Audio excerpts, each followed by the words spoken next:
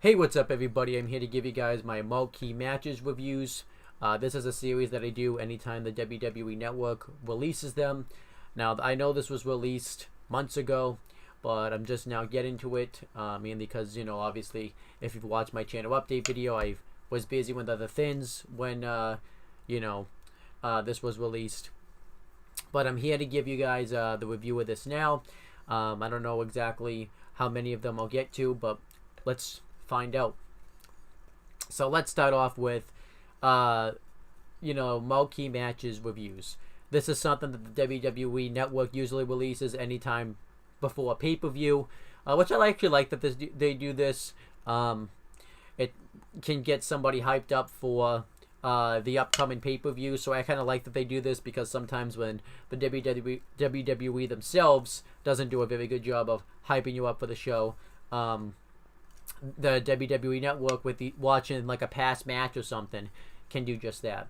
Now, typically this is what it's supposed to be for, but obviously I do this because I like to watch past wrestling. So this is exactly also why I'm doing this, because obviously Survivor Series was months ago and it's not coming, at any point in time. So I'm just kind of doing this mainly for the heck of it. But let's talk about this show, or at least this match, because this is really what it is. So, this was hosted by Charlie Caruso, because she hosts every single one of these. And the match that was shown was from Survivor Series 2007. It was a WWE Championship match. WWE Champion Randy Orton versus Shawn Michaels. But there was a twist in this match. If Randy Orton got himself if Randy Orton got himself disqualified, he would lose the championship, and if Shawn Michaels used the Sweet Chin Music, he would lose the match, and Randy Orton would automatically retain the title. And if Shawn Michaels lost the match, he wouldn't get another championship opportunity until Randy Orton lost the WWE Championship. So obviously, this was a feud that was going on at the time in 2007. Randy Orton was really starting his Legend Killer. Well, he had already started it, but he was starting his Viper gimmick, where he had introduced the punt. And they were really, grooming Randy Orton again to become WWE Champion, because they had kind of messed up all those years ago when he won the championship in 2004. At SummerSlam 2004, they were kind of rebuilding Randy Orton. And obviously they had a history before too. At Unforgiven 2003, when Randy Orton was just coming into the company, he had a victory over Shawn Michaels. So there was stuff like that going on. But this was kind of like the real heat of the feud. Judgment Day 2007, Randy Orton faced Shawn Michaels in a match, and before the match, Randy Orton attacked him backstage and completely took out Shawn Michaels and even hit the punt on him. And obviously, this sent Shawn Michaels on the shelf for months, because Shawn Michaels typically would take a few months off throughout the year, so this was kind of the time they did it. And obviously, this made Randy Orton look really strong. He was taking out legends left and right, and he was looking like, the actual Legend Killer, the Viper. This is kind of when his Viper gimmick kind of started to come into play. And Randy Orton had finally won the WWE Championship, and on his championship coronation, he had a celebration the next night.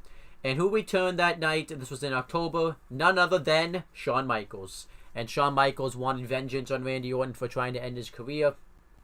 So, Shawn Michaels super kicked Randy Orton, and this would lead to a match at Cyber Sunday where the fans had an option about who they wanted to see Randy Orton face, and they obviously wanted to see Randy Orton face Shawn Michaels. And they got the match at Cyber Sunday, and Randy Orton got himself disqualified with a low blow, which caused Shawn Michaels to retaliate by giving him a Sweet Chin Music when Randy Orton went to punt him again. And the rematch was set. It was going to be Randy Orton versus Shawn Michaels at Survivor Series. And they really, I remember it because I was watching wrestling at this time. Went home that Shawn Michaels week after week kept laying out Randy Orton with the Sweet Chin Music, and just continuously would lay him out. So Randy Orton asked Raw General Manager at the time, William Regal, if he would grant the stipulations that were in this match, where if Shawn Michaels used the Sweet Chin Music, he would lose the match. And if so pretty much the Sweet Chin Music was banned in this match. And if Randy Orton got himself intentionally disqualified, he would lose his championship. And obviously the stipulations were met. I remember they had the final face-off segment where Randy Orton was goaded Shawn Michaels, kind of gloating that Shawn Michaels without the Sweet Chin Music is nothing. How he pretty much took away a big, Shawn Michaels' biggest weapon. But Shawn Michaels even talked about how, all that stuff that Randy Orton did to him, he was just going to beat the crap out of Randy Orton, and he was going to do whatever it took to win the WWE Championship, even if he couldn't use the Sweet Chin Music. And that pretty much was the feud. And I liked this feud. I didn't like it a lot, but I thought it was a well-quality WWE Championship feud. And it led to the match itself. And you had Jerry the King Lawler and Jim Ross on commentary for this match. And this is actually a great match. If you want a Survivor Series match to watch, whenever Survivor Series comes up, this is definitely the match for you. And it does a really good job with as an in-ring, aspect, but it does really good job of telling a story. You have Shawn Michaels come in there, and he puts Randy Orton in a chin lock for a long ass time. There was actually points where you actually thought that Randy Orton was going to pass out from this move, and Randy Orton eventually got out of it, and this pissed Randy Orton off. And they kind of told that story where Randy Orton was getting overzealous and didn't want to get disqualified, and he was urging Shawn Michaels to kick him, and Shawn Michaels instead just hit a variety of chops on Randy Orton. And Shawn Michaels Shawn Michaels then put Randy Orton in a sleeper hold and turned it into a guillotine lock. And Randy Orton ended up getting to the ropes, using it as the coward's way out, since he couldn't physically get out of it. And pretty much that was the beginning portions of this match, was Shawn Michaels continuously out-wrestled Randy Orton. And Michaels teases like he's gonna dive outside the ring, but instead does a drop kick to Orton, and then he hits a moonsault from the apron onto Randy Orton, which I like that moonsault that he hits, and he puts him back in the ring. He hits a high cross body, but Randy Orton reverses it into a pinfall himself, and he hits a wicked uppercut onto Shawn Michaels. He takes control of the match for a bit, and eventually Shawn Michaels gets Randy Orton into the sharpshooter. Now, obviously, because this was at Survivor Series, it was obviously a reference to the Montreal Screwjob from Survivor Series 1997. And Randy Orton ended up getting to the ropes. And Randy Orton then ended up hitting a wicked clothesline on Shawn Michaels, and he methodically started to pick apart Shawn Michaels. He hit the draping DDT off the ropes, which I love that DDT. He covered him, and Shawn Michaels kicked out. And eventually, Shawn Michaels started to mount a comeback. He hit the atomic drop, the body slam, the elbow drop. And this is normally where Shawn Michaels would do the Sweet Chin Music, but he realized that he couldn't do it. And obviously, you were just sold into the match because you knew Shawn Michaels couldn't hit the move, but you were kind of conflicted because you wanted to see the Sweet Chin Music.